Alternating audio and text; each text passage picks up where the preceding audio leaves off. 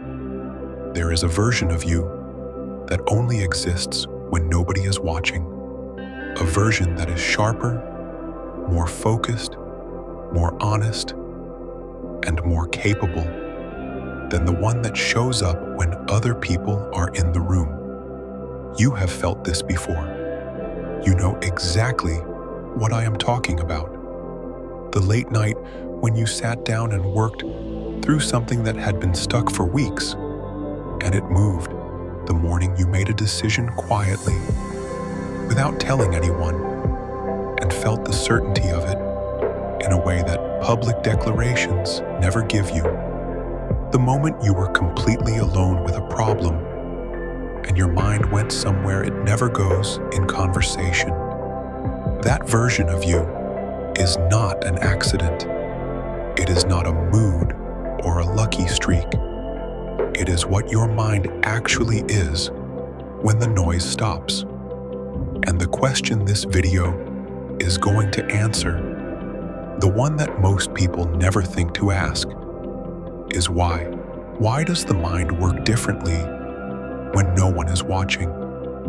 And more importantly, what are you losing every single time you let an audience back in before the work is done? Stay with me through this entire video, because what I am about to show you is not a productivity tip or a concentration hack. This is something deeper. This is about the fundamental difference between the mind that performs and the mind that creates, between the version of you that exists for others and the version that exists for truth.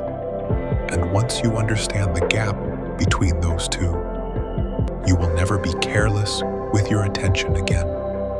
The moment another person enters your awareness, not even the room, just your awareness, your brain activates what neuroscientists call social monitoring, a set of neural processes that shifts your attention partially and automatically from the internal to the external, from what you are actually thinking to how you are being perceived. This shift is not a choice. It is not a weakness. It is biology. Your brain evolved in social groups where being seen, evaluated, and accepted by others was a matter of survival.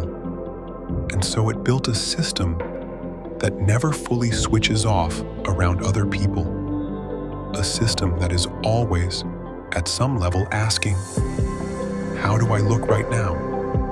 What do they think? Am I safe here? And that system, as useful as it was for survival thousands of years ago, is catastrophic for deep work.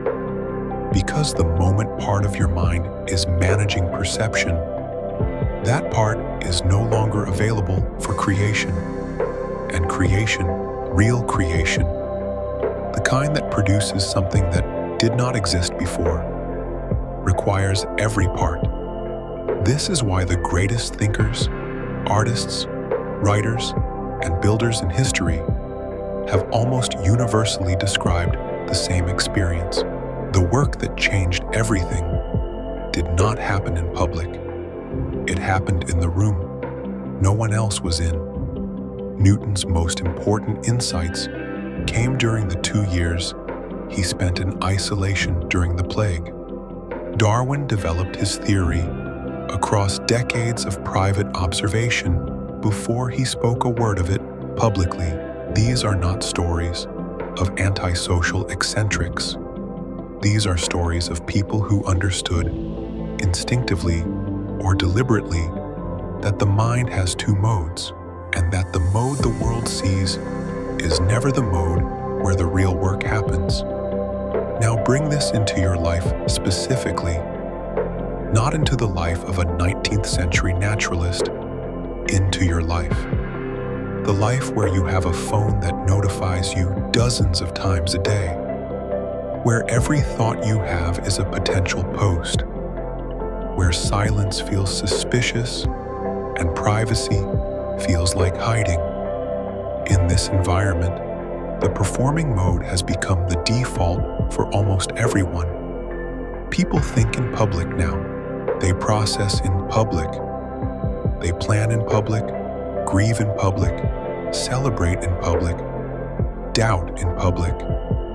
And what this has done, quietly, over years, so gradually that nobody noticed it happening, is that it has trained the performing mind to be the one that runs everything, and the creating mind, the one that only comes alive in private, is being used less and less, not because it disappeared, because it never gets the conditions it needs to turn on. Think about the last time you sat in complete silence, without a device, without an agenda, without the awareness of anyone else's gaze, real or imagined, and just thought deeply, without interruption, without performing the thinking for an invisible audience.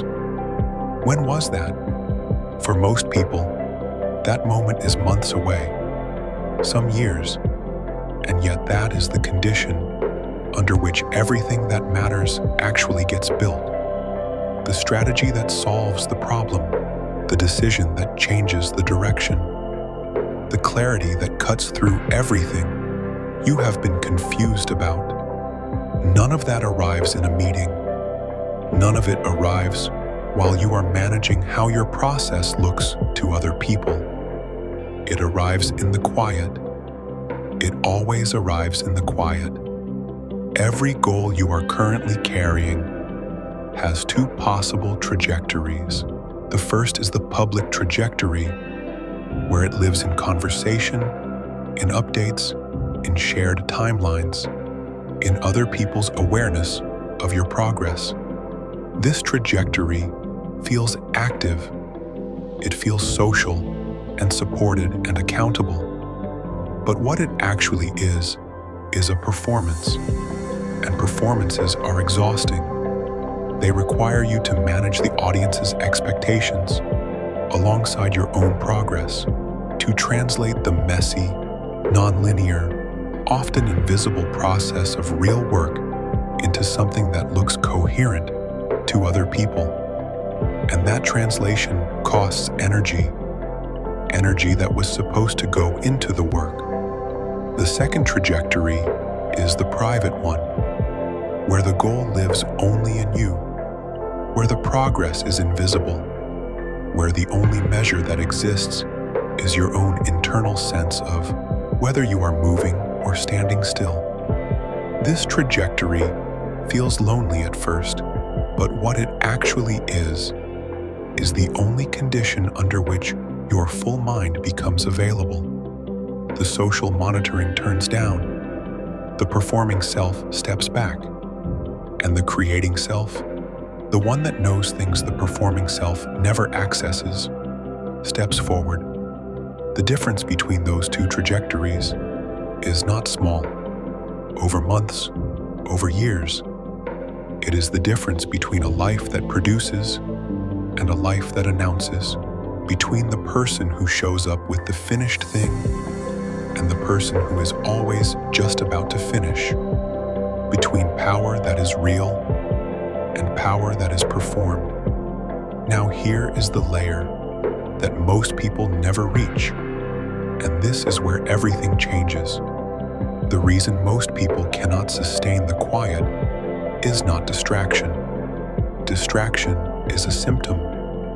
The actual reason is something that sits underneath the phone checking, the update sharing, the constant low-level need to be witnessed. It is this. The performing mind is not just a habit. It is a protection mechanism.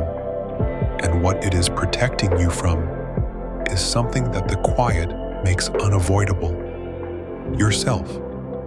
When there is no audience, there is no performance. When there is no performance, there is no script.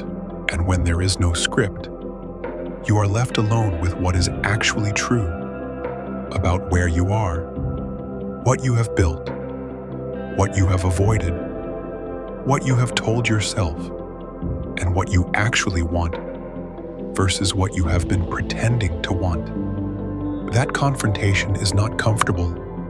For most people, it is the most uncomfortable experience available to them, more uncomfortable than failure, more uncomfortable than criticism, because those things happen in relation to other people and can be managed through performance. But the confrontation with your own unfiltered reality happens in the silence, alone, with no audience to perform recovery for. And so, the brain learns to avoid the silence, not by making a conscious decision to avoid it, but by filling it, constantly, automatically, with noise, with stimulation, with anything that prevents the confrontation from becoming unavoidable. This is what is actually happening when you reach for the phone the moment you sit down in a quiet room. This is what is actually happening when you feel the urge to share something, a plan, a thought, an update. The moment it forms, it is not excitement. It is the performing mind executing its core function, which is to keep you visible to others so that you never have to be fully visible to yourself. And that function, which feels like connection and engagement and being alive in the world, is quietly preventing you from ever accessing the depth that makes real work, real decisions, and real transformation possible. The people who break this pattern do not break it by becoming cold or disconnected. They break it by developing a specific tolerance, a tolerance for the discomfort of self-confrontation, a willingness to sit in the quiet long enough for the discomfort to pass and for the clarity to arrive. Because the clarity always arrives. The discomfort of genuine silence is not permanent. It has a duration, and on the other side of it, past the restlessness, past the urge to reach for something, past the low-grade anxiety of being unwitnessed, there is a quality of thinking that is genuinely different from anything available in the performing mode. Cleaner, faster, more honest, more connected to what you actually know, rather than what you have been trained to say. Think about the decisions in your life that you are most certain about, the ones that feel solid years later, almost without exception. Those decisions were made in private, in a moment of genuine quiet, not announced, not workshopped, not crowdsourced, just made from a place of clarity that only became available when the audience was gone.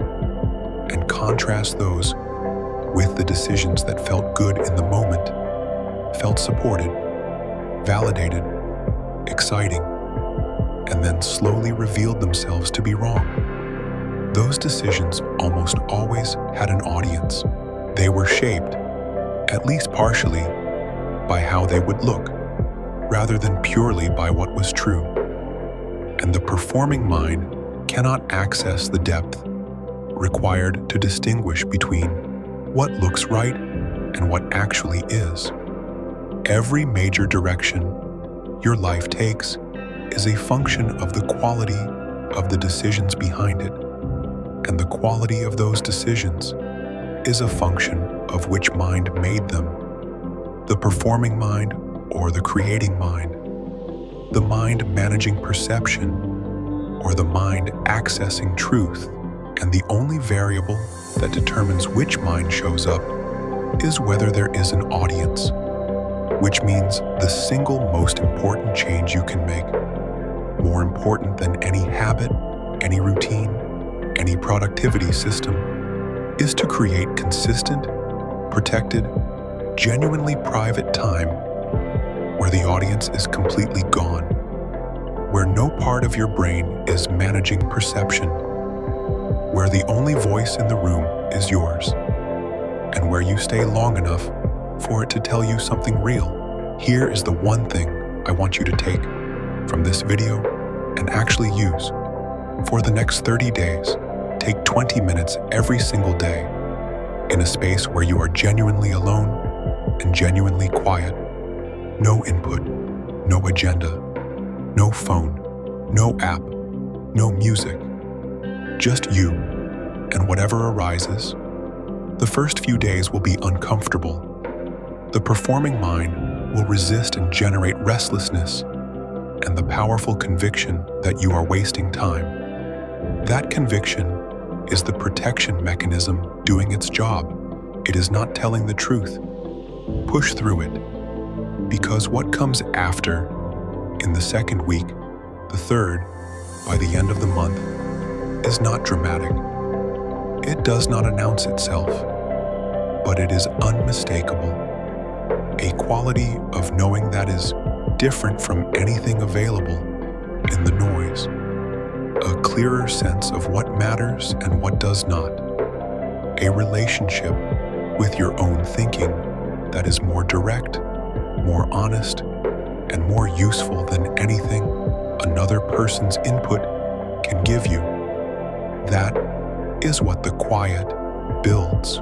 Not peace necessarily, but clarity. And clarity is the rarest and most powerful resource available to a human being who is trying to build something real. Keep it quiet, do the 20 minutes, and let the creating mind do what the performing mind never could. Show you exactly who you are and exactly what you are capable of, without the noise of the world getting in the way. If this video gave you something real today, leave a comment right now with one single word. The word that describes what your mind does when it finally has space. Just one word. Whatever comes first. Like this video if it cut through something. And subscribe to Mindcuts, because this is exactly what this channel is built to do. No filler, no performance, just sharp, honest cuts straight to the mind every single week. The next video is already coming, and it is going to go even deeper into why the most powerful people in any room are almost always the quietest ones, and the specific psychological reason behind it. Stay quiet until then, and keep building.